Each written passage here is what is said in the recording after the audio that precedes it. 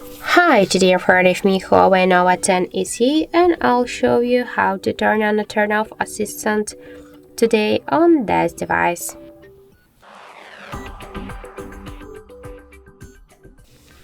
So now we can see that the Smart Assistant is activated, and if you want to turn it off, we should slide at the same time with our two fingers to the center and then tap to the home screen settings on the right down corner.